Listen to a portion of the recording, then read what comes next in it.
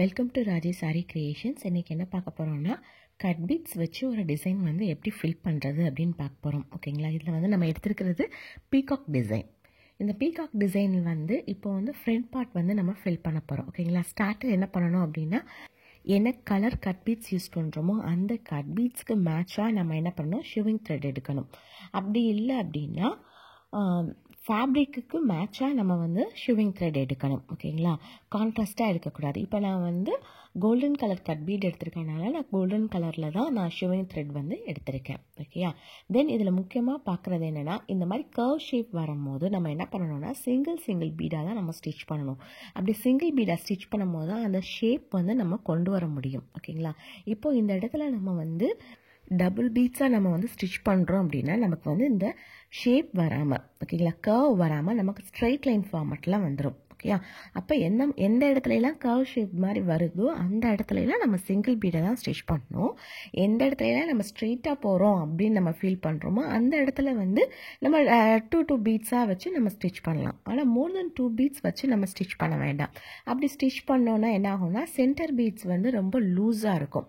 அப்புறம் ஃபினிஷ் பண்ண உடனே நமக்கு வந்து அது வந்து நீட்டாக இருக்காது, பார்க்குறதுக்கு நல்லாவே பீட்ஸ் வந்து மூவ் ஆகும். ஃபினிஷ் பண்ண உடனே அந்த ஃப்ரேமில் இருந்து அந்த கிளாத்தை ரிமூவ் பண்ணிவிட்டு பார்த்தீங்க அப்படின்னா அது இன்னும் கொஞ்சமே மூவ் ஆக ஆரம்பிச்சிடும்.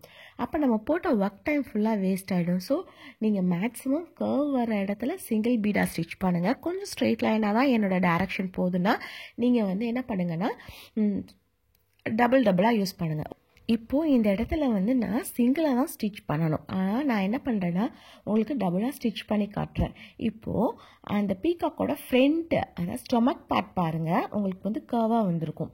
இப்போது இந்த இடத்துல பார்த்தீங்கன்னா நான் ரெண்டாக ஸ்டிச் பண்ணுறதுனால ஒரு கர்வ் ஷேப்பாகவும் இல்லாமல் லைனாகவும் இல்லாமல் எப்படி சொல்லணும், ஒரு ஜிக்ஸாக் பொசிஷனில் வந்து லைட்டாக தெரியும். ஓகேங்களா, ஃப்ரண்ட் பார்ட்டுக்கும் இப்போ நான் பண்ணிகிட்ருக்கிறதுக்கும் பாருங்கள். ஏன்னா இது ஃபுல்லாக நான் ரெண்டு ஸ்டிச்சஸாக நான் கொடுக்குறேன். ஓகேங்களா, பீட்ஸாக கொடுக்குறேன். அப்படி ரெண்டு பீட்ஸாக நான் கொடுக்கும் போதுமே உங்களுக்கு வந்து அந்த ஷேப் வந்து கொஞ்சம் சேஞ்ச் ஆகிற மாதிரி இருக்குது. ஓகேங்களா, ஏன்னா இது வந்து கர்வ் ஆகி போகிறது. ஓகேயா, நான் என்ன பண்ணுறேன், ஸ்ட்ரெயிட் லைன் மாதிரி ரெண்டாக கொடுக்குறேன். அப்படி கொடுக்கும்போது அந்த ஷேப்பு வந்து பர்ஃபெக்டாக இல்லாத, பர்ஃபெக்ட் ஃபினிஷின்னு சொல்லுவோம்ல, அப்படி இல்லாமல் கொஞ்சம் உங்களுக்கு பார்க்குறதுக்கே தெரியும். ஓகேயா, அப்போ டைம் எடுத்துட்டாலும் சிங்கிளாக ஸ்டிச் பண்ணிங்க அப்படின்னா பார்க்க உங்கள் ஒர்க் நீட்டாக இருக்கும். உங்களுக்கு ஆன்லைன் கிளாஸில் சேரணும் விருப்பம் இருந்தால் கீழே உள்ள வாட்ஸ்அப் நம்பருக்கு மெசேஜ் பண்ணுங்கள். நம்மளோட கிளாஸில் வந்து இண்டிவிஜுவல் ஸ்லாட்டும் எடுக்கிறோம், தென் குரூப் செஷனும் இருக்குது. ஓகேங்களா, செஷன் வந்து 1 hour லைவ் கிளாஸஸ். அந்த செஷன் கம்ப்ளீட் ஆன உடனே பேசிக்கும் இருக்குது, அட்வான்ஸும் இருக்குது. பேசிக்காக இருந்தாலும் அட்வான்ஸாக இருந்தாலும் செஷன் கம்ப்ளீட் ஆகும்போது நீங்கள் எப்படி ஆர்டர் வாங்கணும், ஒரு ப்ளவுஸ் நீங்கள் போடணும் அப்படின்னா வீட்டில் இருந்தே நம்ம இந்த பிஸ்னஸ் நான் ஸ்டார்ட் பண்ணணும் அப்படின்னு நினைக்கிறவங்களுக்கு இந்த ப்ளவுஸ்க்கு நம்ம என்னென்ன மாதிரி மெட்டீரியல்ஸ் வந்து வாங்கி வச்சுக்கணும் அப்படிங்கிற எல்லா டீட்டெயில்ஸுமே, நாட் ஒன்லி இந்த கோர்ஸ் மட்டும் ஃபினிஷ் பண்ணாமல் உங்களுக்கு அடுத்து பிஸ்னஸ் ஸ்டார்ட் அப் ஐடியாஸுமே நம்ம வந்து என்ன பண்ணுவோம்னா கொடுப்போம். ஓகேங்களா, ஓகே, மேலே உள்ள நம்பருக்கு வாட்ஸ்அப் பண்ணி நீங்கள் கிளாஸில் ஜாயின் பண்ணுறதுனா ஜாயின் பண்ணிக்கோங்க. இப்போ பாருங்கள், இப்போ கர்வ் ஷேப் வந்துருச்சா. இப்போ நான் சிங்கிளாக தான் நான் என்ன பண்ண போகிறேன்னா ஸ்டிச் பண்ண போகிறேன். அப்போ தான் அந்த ஃபினிஷிங் வந்து எனக்கு நீட்டாக கிடைக்கும்.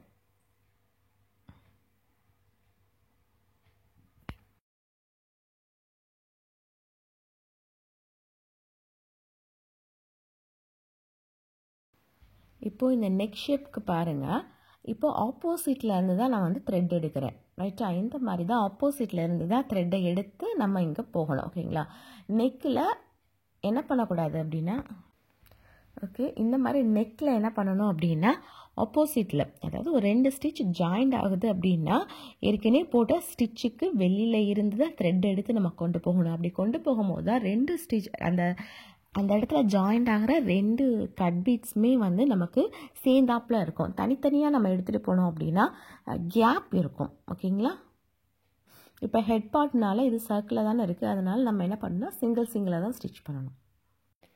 இதுக்கு நான் 2 டைப்ஸ் நீடில்ஸ் வந்து யூஸ் பண்ணியிருப்பேன். ஒன்று வந்து அயன் நீடில், ஓகேங்களா, பீட்ஸ் நீடில் இருக்குல்ல லாங்காக, அந்த நீடில். ரெண்டாவது வந்து டியூலிப் 24. ஓகே, ஃபஸ்ட்டு பாதி ஃபில் பண்ணும்போது நான் என்ன பண்ணியிருக்கேன்னா அயன் நீடில் தான் யூஸ் பண்ணேன். இப்போ Tulip 24 இருக்குது பார்த்தீங்களா, அந்த நீடிலையும் நான் யூஸ் பண்ணியிருக்கேன். Tulip 24னா மினிமம் உங்களுக்கு 4 to 6 பீட்ஸ் நிற்கும். இது அயன் நீடில்னால் 10 to 15 பீட்ஸ் நிற்கும்.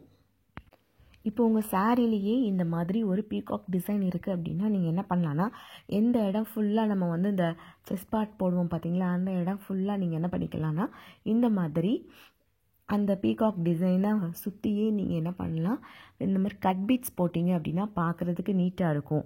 இல்லை பேட்ச் ஒர்க் பண்ணி ப்ளவுஸில் இருக்கிற அதே டிசைனை வந்து நான் பேட்ச் ஒர்க்காக எடுக்கணும் அப்படின்னா இதை அப்படியே என்ன பண்ணிடலாம் அப்படின்னா கட் பீட்ஸ் போட்டு நீங்கள் வந்து பேட்ச் ஒர்க் எடுத்துக்கலாம். ஓகேங்களா, அந்த மாதிரி இதில் வந்து நீங்கள் ஜரி த்ரெட் யூஸ் பண்ணுறதை விட இந்த மாதிரி கட் பீட்ஸ் யூஸ் பண்ணி அவுட்லைன் போட்டிங்கன்னா உங்களோட லுக் வந்து நீட்டாக இருக்கும்.